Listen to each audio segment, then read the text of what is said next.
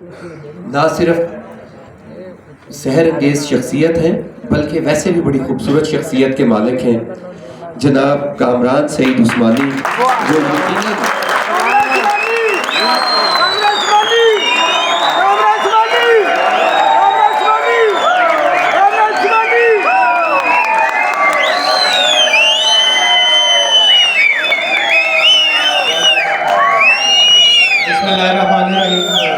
الصلاۃ والسلام علیکہ یا سیدی یا رسول اللہ وعلی آلہ وصحبہ یا سیدی یا نبی۔ بات کو غور سے سنیں، آج یہاں کسی سیاسی جماعت کے جلسے کے لیے ہم جمع نہیں ہوئے، اور میں آپ کو اگر حلفیہ یہ بات کہوں کہ آج ماشاءاللہ یہ نوجوان پنجاب کے مختلف علاقوں سے تعلق رکھنے والے یہاں پہ صرف اور صرف سچ سننے آئے ہیں اور ارادہ کرنے آئے ہیں کہ آگے پاکستان کا مستقبل کیا ہوگا۔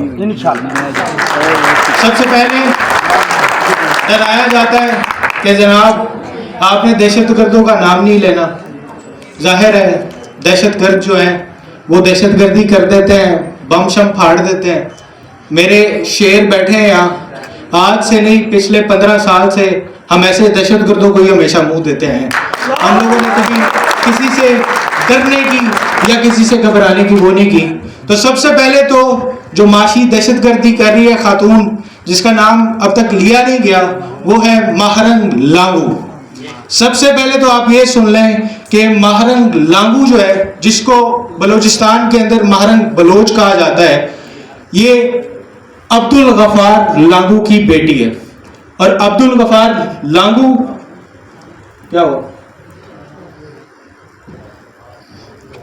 آپ ایس ایم ڈی میں ساتھ ساتھ دیکھ سکیں گے، Abdul Ghaffar Lango be L A کا ایک دہشت گرد تھا جو فورسز پہ اٹیک سے لے کے بلوچ لبریشن آرمی کے لیے فنڈنگ وغیرہ جمع کرنے تک ہر چیز میں متحرک تھا۔ کیا گیا جاتا ہے جناب کہ ماہرنگ لانگو صاحبہ جو ہے وہ بی بی سی کو انٹرویو دیتی ہیں اور کہتی ہیں جناب میرے والد صاحب کو ریاست پاکستان نے مار دیا، اور جناب ان کی جب لاش گھر پہ آئی تو ہمارے لیے ایک بڑا مشکل وقت تھا۔ بالکل مشکل وقت ہوگا کسی بھی بیٹی کے لیے، اگر والد صاحب کی لاش گھر پہ آئے گی تو بہت مشکل وقت ہوگا، لیکن آپ والد صاحب کی قبر کو دیکھ سکتے ہیں کہ اس پہ پاکستان کا نہیں بی ایل اے کا جھنڈا موجود ہے۔ اور فیک سٹوری یہ گھمائی جاتی ہے کہ جناب ریاست پاکستان نے انہیں مرڈر کر دیا، یا ریاست پاکستان نے اٹھایا، مسنگ کیا اور مار دیا۔ میں کلیم نہیں کرتا، بی ایل اے کا جو روحانی باپ ہے نا ماما قدیر، وہ آپ کو سٹوری سنائے گا، سنیں۔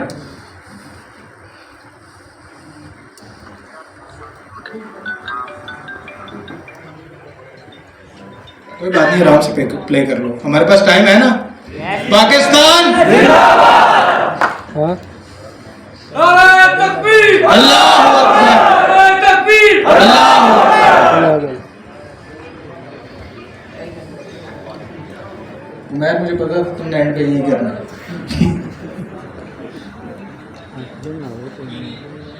گفتگو جاری رکھتے ہوئے کہا کہ امت شاہین کے ساتھ بھی یہی ہوا اور غفار لانگو کے ساتھ بھی یہی ڈرامہ کراچی میں ہوا۔ اس کے قریبی عزیز بی ایل اے میں تھا تو غفار کا حالات سن کر اس نے بی ایل اے کو خیر بات کیا، اور انہوں نے کہ بی ایل اے کو مزید لوگ جو ہے وہ چھوڑ کے دوسری مسلح تنظیموں کے اندر چلے گئے۔ تو اسے یہ ثابت یہ کرتا ہے، کلیم ماما قدیر یہ کرتا ہے کہ عبدالغفار لانگو ماہرنگ لانگو کے والد صاحب کو ریاست پاکستان نے نہیں بی ایل اے نے ایڈ کیا تھا۔ سب سے بڑا ڈرامہ یہ کیا جاتا ہے، میں بتاتا ہوں، سب سے بڑا ڈرامہ یہ کیا جاتا ہے۔ اس کے بعد جناب خاتون آتی ہیں، بی بی سی پہ انٹرویو دے رہی ہیں، بول رہے ہیں جناب ریاست پاکستان نے میرے والد صاحب کو مار دیا۔ اس کے بعد بڑے مشکل حالات تھے، میری والدہ نے جناب فرسٹ ایئر کی فیس دینے کے لیے اپنے کپڑے بیچ دیے، اور سیکنڈ ایئر یہ جناب آپ یہ ماہرنگ لانگو کا ریزلٹ کارڈ ہے، اس میں محترمہ کا جو پرسنٹیج ہے دیٹ از 57.29%۔ ہاشم 57.29% پہ ایم بی بی ایس میں ایڈمیشن مل رہا ہے بلان میڈیکل کالج کے اندر۔ پھر آپ کہتے ہیں ریاست پاکستان نے ضلالت کر دی، ذلیل کر دی۔ اب دوسری بات پہ میں آتا ہوں کہ جناب والدہ نے فرسٹ ایئر پہ کپڑے بیچے اور سیکنڈ ایئر پہ کیا بیچا؟ جولری۔ والدہ نے سیکنڈ ایئر پہ جولری بیچی۔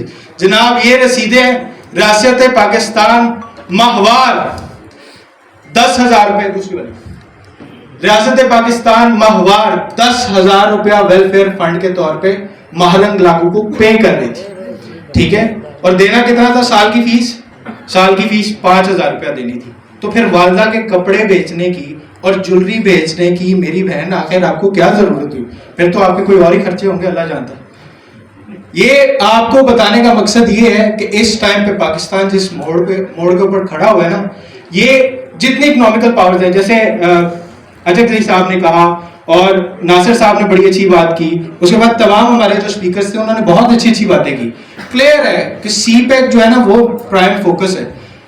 سی پیک سے صرف ہمارے ہمدرد ہمسایہ ممالک کو پرابلم نہیں ہے, بہت سے ایسے ملک ہیں جو یہ چیز فیل کرتے ہیں کہ اگر پراپرلی سی پیک ڈیولپ ہو جائے گا تو شاید ان کے لیے ان فیوچر جو ہے وہ چیزیں مشکل ہو جاتی ہیں. اور ہوتا پھر اسی طرح ہی ہے, ایک پراپر پروفائلنگ کی جاتی ہے, اس طرح کی خواتین کو یا اس طرح کی سٹوریز کو آگے لایا جاتا ہے کہ جناب میرے والد صاحب کو ریاست نے مار دیا, میرے جناب کیا کہتے ہیں پھر میری والدہ نے کپڑے بیچے, میرے جناب والدہ نے سیکنڈ ایئر کی فیس دینے کے لیے جولری بیچی, اور جناب سب کچھ کر آگے جو ہے وہ پھر میں یہاں تک پہنچوں. بیٹھ جاؤ.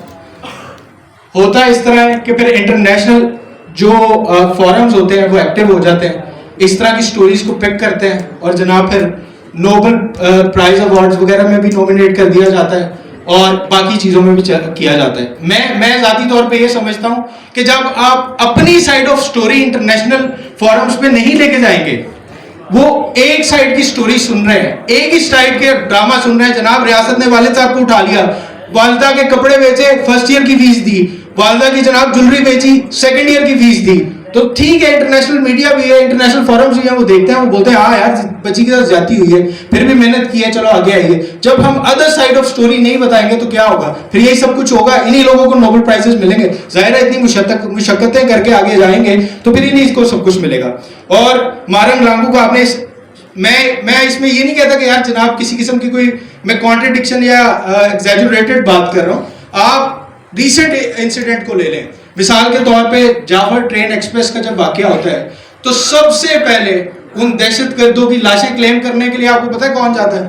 سب سے پہلے جناب بی بی جاتی ہے, اور بڑے مزے کی پریس کانفرنس کرتی ہے. آپ سنیں ذرا.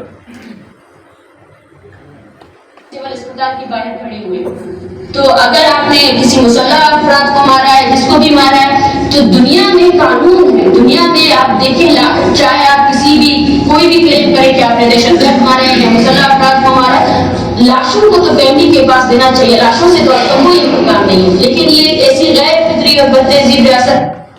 اچھا, اس میں خاتون یہ کہہ رہی ہیں کہ جناب کون سے مہذب معاشرے کے اندر دنیا میں دہشت گردوں کی اور مسلح جدوجہد کرنے والے لوگوں کی لاشیں نہیں دی جاتی. آپ مجھے یہ بتائیں کہ کون سے مہذب معاشرے میں لوگوں کو ٹرینوں سے اتار کے مارا جاتا ہے؟ کون سے مہذب معاشرے کے اندر بسوں سے شناختی کارڈ دیکھ کے دوسرے صوبے کے لوگوں کو مارا جاتا ہے؟ کون سے مہذب معاشرے میں یہ سب کچھ ہوتا ہے؟ جب آپ مسلح جدوجہد کرنے والوں کو حوصلہ دیں گے تو پھر یہ ریئیکشن آئے گا. اور آبویسلی ہماری ٹرین کو روک کے ہمارے لوگوں کو کوئی اتار کے اگر ٹارگٹ کرے گا تو پھر ظاہر ہے وہ ہمارے لیے پھر مہذب چیز نہیں رہتی. اس کے بعد میں آپ کے سامنے, کیونکہ اب ایک چیز کو ہی ٹارگٹ نہیں کرنا چاہیے نا, میں آپ کو نا تھوڑا سا ڈرامہ بھی ان کا ایکسپوز کر دیتا ہوں. آپ لوگوں نے بڑی غور سے اور تسلی سے میری چیز کو سننا ہے اور سمجھنا ہے. اس میں خاص طور پہ میں اس کو بڑے احتیاط کے ساتھ پہلے ایک بات کر دوں کہ بلوچستان کے اندر بالکل 100% مسنگ پرسنس کا ایشو موجود ہے, اور وہ ایک بہت سینسٹیو ایشو ہے, ٹھیک ہے. لیکن یہ جو لوگ ہیں نا, یہ جن لوگوں کی بات کرتے ہیں, جن لوگوں پہ ڈرامہ کریٹ کرنے کی کوشش کرتے ہیں, یہ محض ایک عام بندے کو اور ریاست کو پرووک کرنے کے لیے کیا جاتا ہے. مثال کے طور پہ سب سے پہلے آپ آ جائیں کریم جان بلوچ کے اوپر. بی ایس او ٹویٹ کرتا ہے, بی ایس او آزاد ٹویٹ کرتا ہے, یہ جناب آج سے کچھ عرصہ پہلے تک کی بی ایل اے سمجھ لیں آپ اس کو.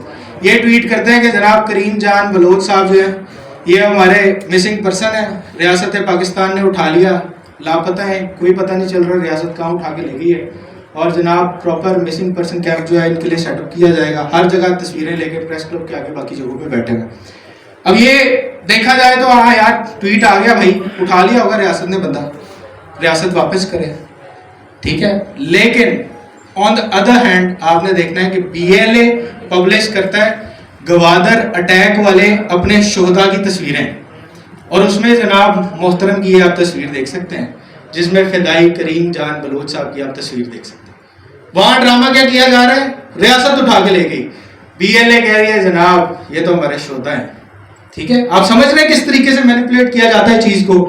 عام بندہ سمجھے گا یار ریاست بندے اٹھائے گی تو ظاہر ہے ریئیکشن تو آئے گا. وہ بندہ جناب اپنی مرضی سے, آپ یونیفارم میں ان کی تصویر دیکھ سکتے ہیں, نیچے تصویر لگی ہوئی ہے ناظر صاحب فدائی کریم جان بلوچ. یہ ایک ایگزامپل ہے. آگے آ جاؤ, طیب بلوچ. پھر اینڈ پہ شو سٹاپر بھی میں آپ کو دکھاؤں گا. شو سٹاپر کون ہے سب سے مزیدار.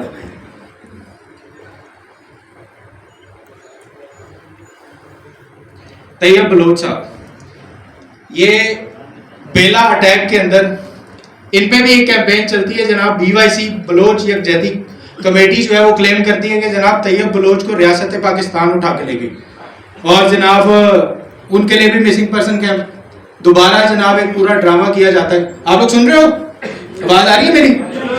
ہاں, بی وائی سی کلیم کرتی ہے کہ جناب طیب بلوچ کو ریاست اٹھا کے لے گئی, اور بی ایل اے پبلش کرتا ہے کہ جناب یہ تو ہمارا ہیرو ہے, اور اس ہمارے ہیرو نے بیلا ایف سی کیمپ پہ اٹیک کیا, اور اس کے ساتھ وہ جو خاتون تھی ماہل بلوچ وہ بھی, اور ایک اور خاتون تھی جنہوں نے خود کچھ حملہ کیا تھا. یہ بی ایل اے کی رپورٹ ہے.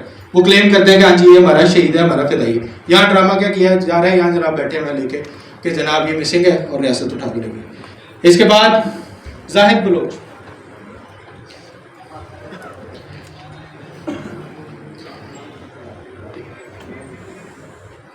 اس کے بعد زاہد بلوچ پہ آ جائیں.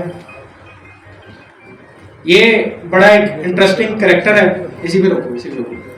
یہ جناب بی ایس او آزاد بلوچستان اسٹوڈنٹ آرگنائزیشن آزاد کے چیئرمین صاحب ہیں. یہ نہیں ہے, یہ جو بیٹھا ہوا یہ نہیں ہے, میں آگے اس کی تصویر دکھاتا ہوں. یہ تو مسنگ پرسن کیمپ ہے جو ان کے لیے قائم کیا جاتا ہے, اور باقاعدہ کراچی پریس کلب کے آگے پورا ڈرامہ کیا جاتا ہے جناب. یہ درمیان میں آپ لڑکا دیکھ رہے ہیں, اس کا نام ہے گوہر لطیف. یہ جناب باقاعدہ بھوک ہڑتال کر کے بیٹھ جاتا ہے کہ جناب ہمارا بندہ اٹھا لیا ریاست نے, اور جب تک ہماری ریاست جو ہے وہ بندہ نہیں چھوڑے گی تو جناب بھوک ہڑتالی کیمپ بھی رہے گا, اور یہ مسنگ پرسن کیمپ بھی قائم رہے گا. اب آپ سن لیں کہ زاہد بلوچ صاحب ہیں کون بیسیکلی. اب آپ کے سامنے ایک تصویر ہے جس میں زاہد بلوچ صاحب بشیر زیب کے ساتھ بیٹھے ہوئے ہیں. آپ میں سے کسی کو پتا ہے بشیر زیب کون ہے؟ نہیں پتا.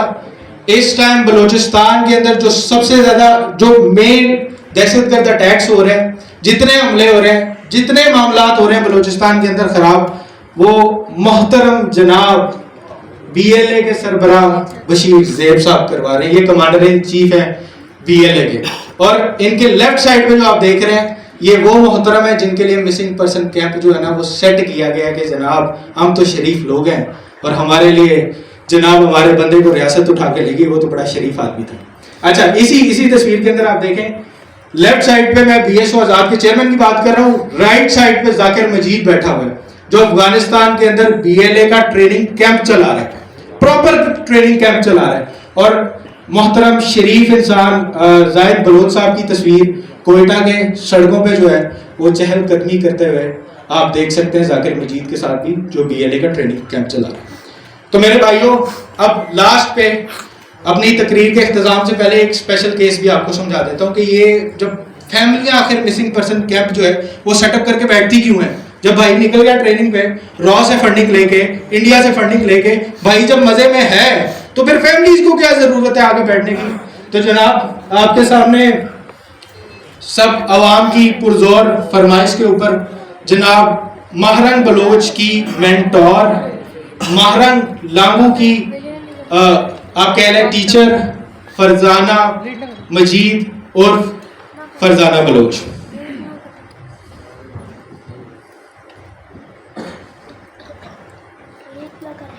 جس کے بارے میں نے آپ کو بتایا, جو بشیر زیب کے ساتھ سیدھے ہاتھ میں بیٹھا ہوا تھا ذاکر مجید, یہ محترمہ اس کی بہن ہے.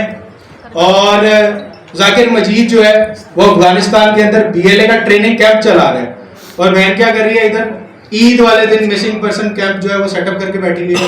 اور بہن نے لکھا ہوا ہے جناب کہ میں عید والے دن بھوک ہڑتال پہ بیٹھی تھی, بڑا افسوس ہوا, کسی نے انٹرنیشنل میڈیا نے یا کسی نے کوریج نہیں دی, تو جناب یہ تو بڑی زیادتی ہے. یہ خیر یہ سارے جو پروڈکٹ ہیں نا, یہ وہ لوگ ہیں جو یہ ماما قدیر کے پروڈکٹس ہیں, کیونکہ ان کے پہلے طریقہ کار یہی ہوتا تھا نا, جب انہیں را کی ڈائریکٹ فنڈنگ نہیں آ رہی ہوتی تھی نا, تو فنڈنگ اسی طرح اکٹھی کرتے تھے, اس طرح کی سٹوریز اٹھاتے تھے. جیسے مارن لانگو نے BBC کو انٹرویو دیا, والد صاحب کو اٹھا لیا, ماں نے کپڑے بیچے, ماں نے جویلری بیچی, ایجوکیشن دلوائی, اس طرح کی سٹوریز کو باہر لے کے جاتے تھے, انٹرنیشنل پلیٹ فارمز پہ لے کے جاتے تھے, ان سے فنڈنگ حاصل کرتے تھے. سیم پیٹرن فرزانہ بلوچ نے کیا. یہاں دیکھ سکتے ہیں آپ, پہلے خاتون جو ہے وہ ننجا نقاب کے اندر ہے, مسنگ پرسن کیمپ میں جو تھی, پھر ظاہر ہے امریکہ چلے گئی, وہاں پہ ہوا لگ گئی. میں نیگیٹو سینس میں نہیں کہہ رہا جی, اچھی بات ہے, کوئی جس طرح کا مرضی پہچان پہلے, میں کوئی نیرو مائنڈیڈ آدمی نہیں, جو آپ کا دل کرتا ہے پہنے, مجھے کوئی اعتراض نہیں سے جناب. اس میں ہوتا ہے کہ یہاں تو ماشاءاللہ مسنگ پرسن کیمپ چل رہا تھا, وہاں پہ آپ لگژریس لائف سٹائل کے کچھ مناظر آپ دیکھ سکتے ہیں.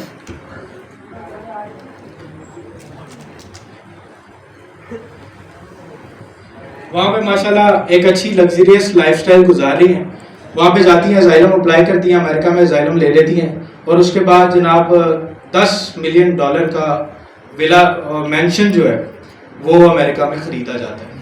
جناب آپ میں سارے مل کے پوری زندگی مشینوں کے اندر ہاتھ دے کے مزدوری کریں نا, تو $10 ملین جو ہے وہ نہیں جمع کر سکتے, نہیں کر سکتے جمع. اور آپ نے کرنا چاہیے صرف یہی ہے, آپ نے ریاست کو بدنام کرنا ہے, پاکستان کے خلاف بکواس کرنی ہے, جھوٹے مسنگ پرسن کیمپس لگانے ہیں. بھائی وہاں سے فنڈنگ لائے گا, آپ نے ادھر بیٹھ کے رو کے, اور کوشش یہ کرنی ہے کہ ریاست 2-4 تھپڑ آپ کو مار دے, تاکہ ظاہر ہے چیزوں میں اضافہ ہو جائے نا, اوتھینٹک لگنا چاہیے معاملہ. ظاہر ہے ایسے فیک پروپیگنڈا پہ تو نہیں ملتے پیسے. آپ نے پھر باہر چلے جانا ہے, اسائلم اپلائی کرنی ہے, اور جناب this is what you will get. ٹھیک ہے, this is how it works. جناب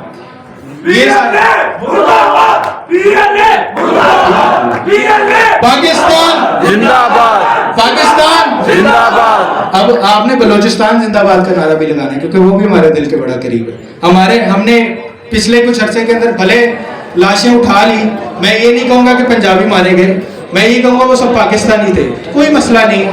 اگر وہ اس طرح کا کوئی واقعہ ہوتا ہے تو اس میں ہمارے بلوچ بھائی ذمہ دار نہیں ہے. دہشت گردوں کی کوئی صوبہ نہیں ہوتا, کوئی مذہب نہیں ہوتا, کچھ نہیں ہوتا.